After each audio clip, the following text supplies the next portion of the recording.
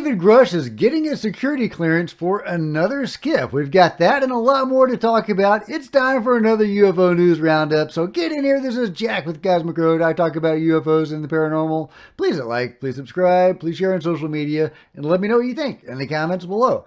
Okay, this is from November 7th, and there's some updates after that. On November 8th and 9th, 2023, the U.S. House of Representatives will consider amendments to the Financial Services Appropriations Bill. The House Rules Committee has allowed for consideration of an amendment to be offered by Congressman Eric Burleson, which, the Rules Committee summary says, provides for the renewal of a security clearance for U.A.P. whistleblower David Grusch. Well, it looks like Eric Burleson was successful. Chairman, I have an amendment at the desk. Clerk will designate the amendment. Amendment number 27, printed in Part B of House Report number 118-269, offered by Mr. Burleson of Missouri. Pursuant to House Resolution 847, the gentleman from Missouri, Mr. Burleson, and a member opposed will each control 5 minutes. Chair now recognizes the gentleman from Missouri. Thank you, Mr. Chairman. I rise in support of this amendment, which would increase/decrease funding to express that the Office of Personnel Management should renew the security clearance of David Grusch. See, Mr. Grusch formerly served as the Reconnaissance Office representative to the U.A.P. Task Force from 2019 to 2021. He recently testified before Congress claiming that partial fragments and even intact vehicles have been found for decades by the federal government, our allies, and defense contractors. According to Mr. Grusch, objects and vehicles retrieved are of, quote, exotic origin based on the vehicle's morphologies and material science testing and the possession of unique atomic arrangements and radiological signatures. Okay, let's just skip to the punch. Gentleman yields. Questions on the amendment offered by the gentleman from Missouri. Those in favor say aye. Those opposed, no. In the opinion of the chair, the ayes have it. The amendment is agreed to. I love it. There you go. Congress at work. Isn't that crazy? There's a special congressional amendment for David Grusch. How many people will get their own amendment? Isn't that nuts? But David is the man, the UFO whistleblower, who is going to blow the lid off this whole thing. Of course, he stands on the shoulders of giants like Lou Elizondo, who opened the door for him, and whistleblowers that came before like Bob Lazar and a whole line of others. But David Grusch is poised to be the one that really opens this can of worms. And hats off to Eric Burleson and everybody else that is backing him up. And I can't wait to see what happens. I believe the SCIF is scheduled for the 16th. I'm unclear on whether David is actually going to be in the room or not. But nonetheless, we are getting another SCIF with more information being given to congresspeople that are actually theoretically going to be given the clearances this time to actually review the material.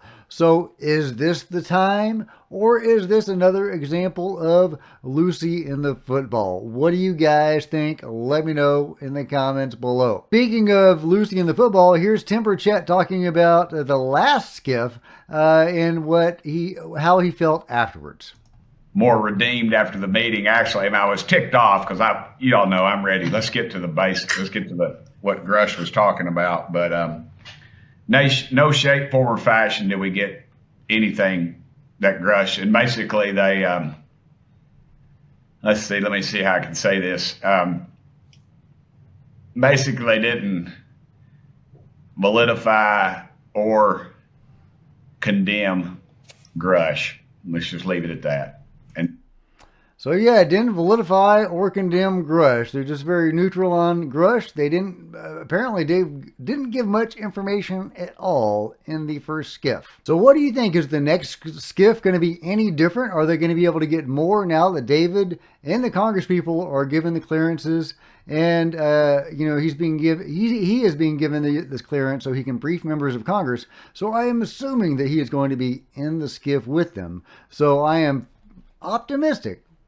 guardedly optimistic about the next go-round. But let me know what you think in the comments below. Speaking of Tim Burchett, here he is on Weaponized talking about the Schumer-Rounds Amendment, and while he may be a little bit more optimistic about the next SCIF, he's not so optimistic about the Schumer-Rounds Amendment. So let's hear him out.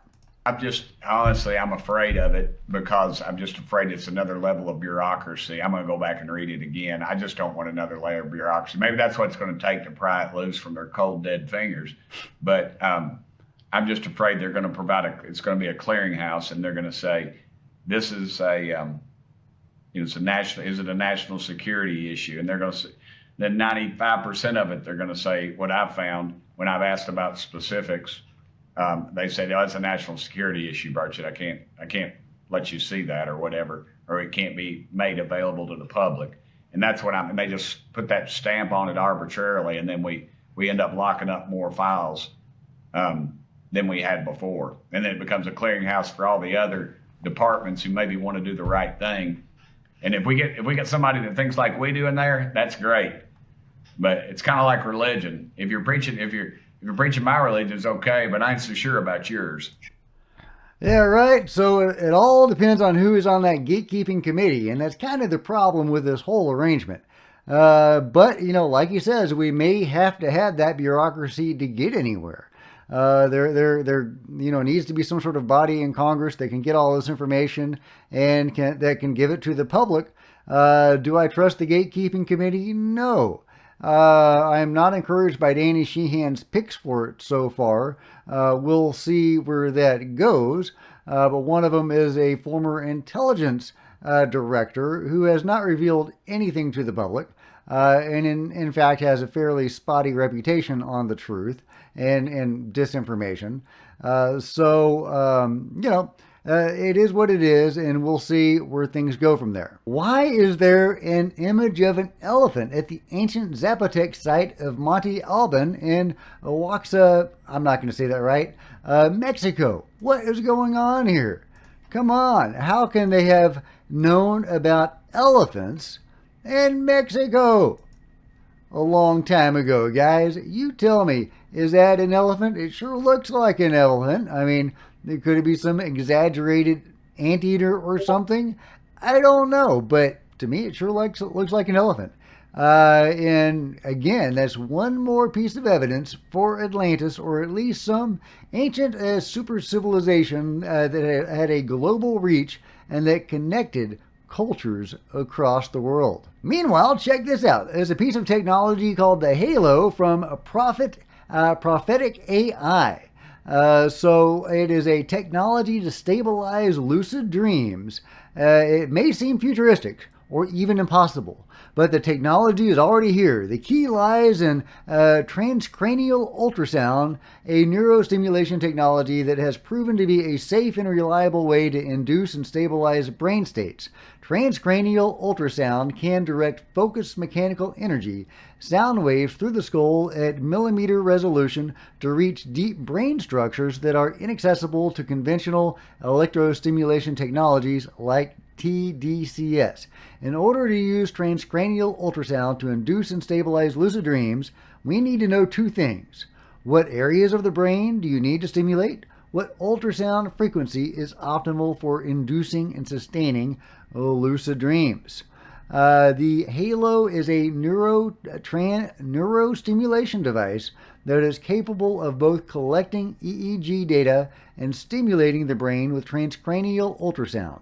The EEG data is used to determine when the dreamer has entered REM sleep and is ready for lucid dream induction via ultrasound.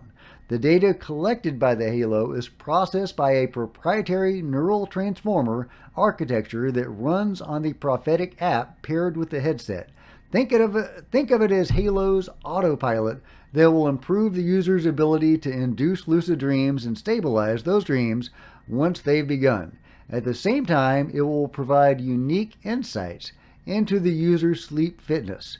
The entire Halo headband has been designed with the user's comfort in mind, etc., etc.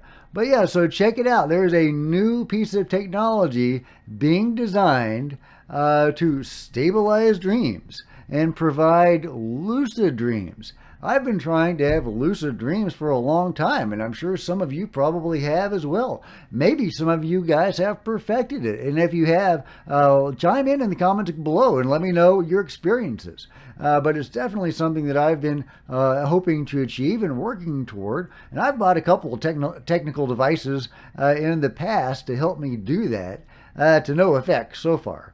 But I keep trying, and when this piece of technology becomes available, if it's affordable, I'm going to grab me one of these guys, one of these halos, and check it out. Let me know what you think about this and all the other news items today in the comments below. And if you've enjoyed this video, please give me a big thumbs up. I sure appreciate it. Smash the subscribe button and the bell to be notified of future videos. You don't want to miss a thing. Join me on social media. There's Facebook and Twitter links below. Love to see you guys there. If you wanted to support Cosmic Road in a bigger way, please consider becoming a channel member. See the first link in the description below. Channel members are rock stars, and I really appreciate you guys' support. You can also buy a t-shirt or a coffee mug, and that helps the channel as well. Meanwhile, there are plenty of other videos on the channel, and I will check you guys out next time. This is Jack with Cosmic Road, signing out.